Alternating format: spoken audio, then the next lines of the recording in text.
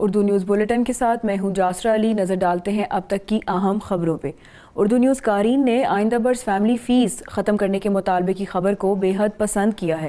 اس کے بارے میں آپ کو مزید تفصیلات دیتے چلیں۔ سعودی مجلس شورا کے ماتحت اقتصادی توانائی کمیٹی نے آئندہ برس فیملی فیس میں اضافہ نہ کرنے کا مطالبہ کیا ہے۔ بلیٹن میں مزید خبریں شامل کرتے ہیں۔ ایک باحجاب سعودی خاتون نے ٹویٹر پر اپنی ویڈیو شیئر کرتے ہوئے بتایا کہ ریاض سیزن میں انہیں بطور گائیڈ بھرتی کیا گیا تھا۔ ان کا کام لوگوں کو گائیڈ کرنا تھا اور وہ اپنا کام خوش اسلوبی سے انجام دے رہی تھیں۔ تاہم نقاب پہننے کی وجہ سے انتظامیہ کے کچھ افسران نے ان سے امتیازی سلوک روا رکھا ہے، جس کی وجہ سے انہیں شدید مشکلات کا سامنا ہے۔ مزید لکھتے ہوئے انہوں نے بتایا کہ انتظامیہ کے اکثر افسران اس بات پر ان سے ناخوش ہیں۔ انٹرٹینمنٹ اتھارٹی کے سربراہ ترکی الشیخ نے معاملے کی تحقیقات کا حکم دے دیا اور کہا ہے کہ تفتیش کے بعد قصوروار کو سزا ضرور ملے گی۔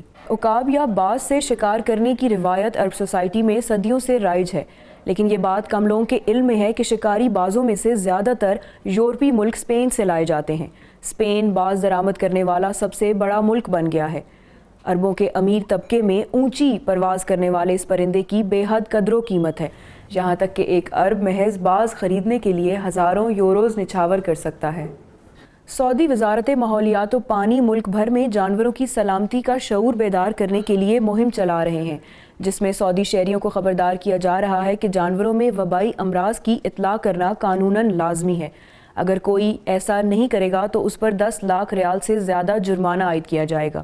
بلیٹن کے لیے اتنا ہی۔ مزید خبروں کے لیے وزٹ کیجیے ہماری ویب سائٹ urdunews.com۔